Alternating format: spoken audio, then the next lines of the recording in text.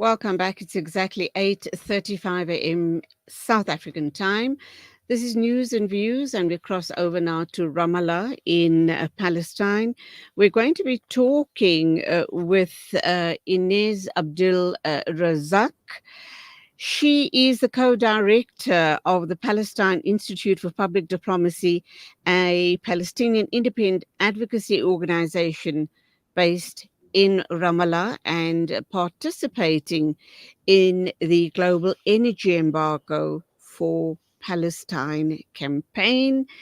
And a very interesting issue is being raised by them and other supporters of Palestinians all around the world. And the big question, obviously, is despite South Africa having taken Apartheid Israel to the International Court of Justice over genocide claims, South Africa is now the country's main coal supplier after Russia. And that, of course, indicates, or perhaps the big question there is, the Israeli genocide is being powered by us in South Africa. Assalamu alaikum to you, Inès. Welcome to the program. Nice to have you on the show this morning. Alaikum assalam wa shukran, Julie, for having me. Okay, so what do you make of these claims and these question marks raised against us here in South Africa? We did take up and we continue taking up the cause of the Palestinian people at the ICJ. But on the other hand, we are told that we are supplying the coal to Israel and obviously empowering them to continue the genocide against innocent Palestinian people. Thank you very much. Absolutely. I think we, first of all, recognize the efforts of many allies within the South African government and within South African civil society scene and political scene that have, had the courage to take Israel to court at the ICJ, bringing up this case and also raising our plight. But I think it's obviously not everything is black and white. And I think in this case, we need to recognize that Israel is able to continue its genocide because it is fueled continuously by resources, whether they are blatant military resources like the billions that the US is supplying, but also crude oil, jet fuel, coal, and all minerals and metals that are still fueling the military machine that is exterminating our people in Gaza, that is destroying an entire territory, and that it continues to colonize us and to segregate us. And I think it's important, therefore, to recognize that there is much more efforts that South Africa can do. It's important to take a stand. It's important to take political measures and also international court measures. But the urgency is there. The ICJ has taken orders. It has taken clear preventative, orders, provisional measures, and has obligated Israel to stop its genocidal acts, in which it has not. It has completely ignored those orders. And therefore, all states, all countries around the world have an obligation to take all measures at their disposals. And what does that mean? All measures means trade, economic ties, any kinds of ties to Israel today are fueling colonization and genocide. And so I think it's for South Africa to take a step further and cut all of these material ties, because it could go a long way.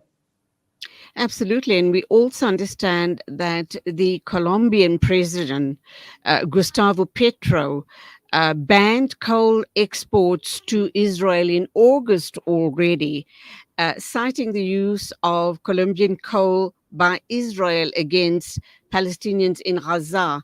And they won't be a part or add their name to be fueling, excuse the pun, but fueling the genocide.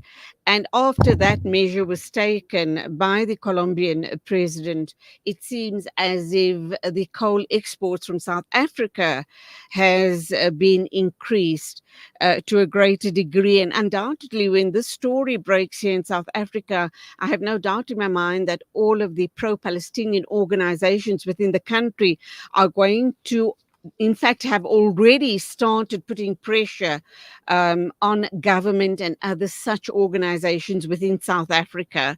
It will be a difficult call, but it needs to be done. We also understand that more than 15% of the fuel consumed by Apartheid Israel is from South Africa, and I'm quite ashamed and embarrassed about that figure.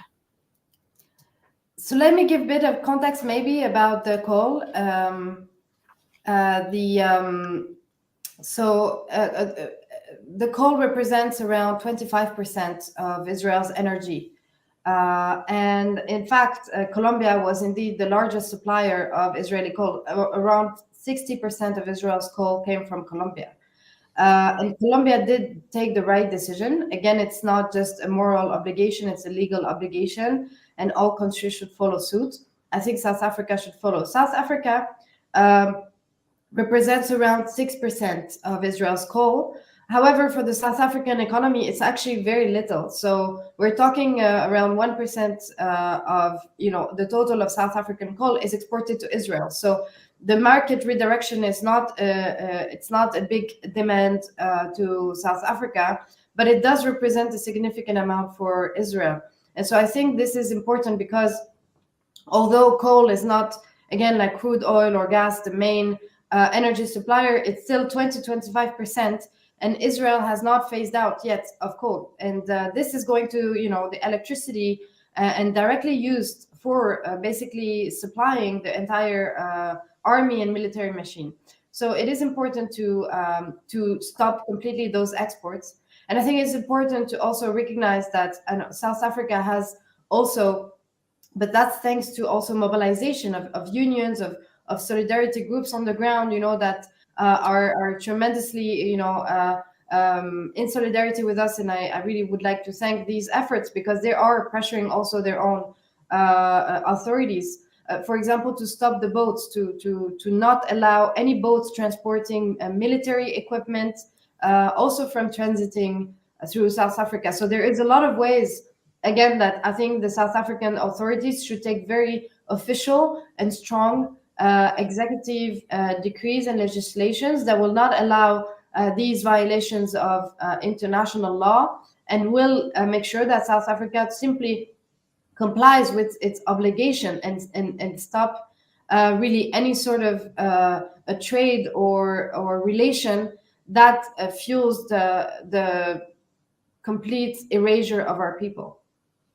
And that's where we leave it. This is a very strong message. We hope that it reaches all of South African supporters of the Palestinian people. And we certainly will not allow this matter to die down. We will be raising our voices very loudly about this.